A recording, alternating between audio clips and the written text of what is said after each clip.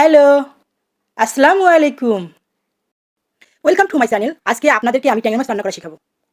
এই আমি পেঁয়াজগুলো সরিষার তেল নিয়েছি, তার মধ্যে পেঁয়াজ দিয়েছি, দিয়ে একটু হালকা লাল করে নিচ্ছি।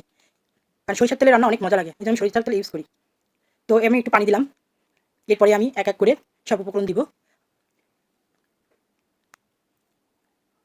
ঝালের গুঁড়া দিলাম। এরপরে দিব আমার মাছের যে মসলা আমি বাসায় বানাই সেই মসলা দিলাম। এরপরে দিব আমি লবণ। এবার একটু নাড়াচাড়া করলাম। নাড়াচাড়া করার পরে এরপরে আমি এর সাথে হলুদ মিশালাম। হলুদ একটু নাড়াচাড়া করলাম। হ্যাঁ, দেখেন কত সুন্দর কালার অলরেডি চলে আসছে। তো আমার বাসায় সবাই ট্যাংরা মাছ খুব পছন্দ করে, আর এটা আমাদের পাশেই রূপসা নদীর মাছ। তো ওই মাছটা অনেক সুস্বাদু। তো এবার আমি কাঁচা জাল দিলাম।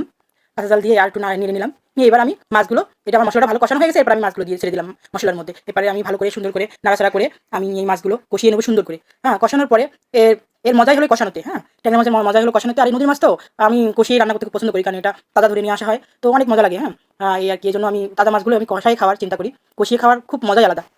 এরপরে ভালো করে কষানো হয়ে গেছে। এই কষানোতে অনেক কালার অনেক সুন্দর হচ্ছে, মানে এখনই খাই। এবার পানি দিচ্ছি। একটু পানি দেওয়ার পরে এটা যখন উতলে যাবে, এই পানিটা উতলে গেলে আমি এর সাথে এই দেখেন কত সুন্দর উতলানো শুরু করছে, এখন টমেটো ছেড়ে দেবো।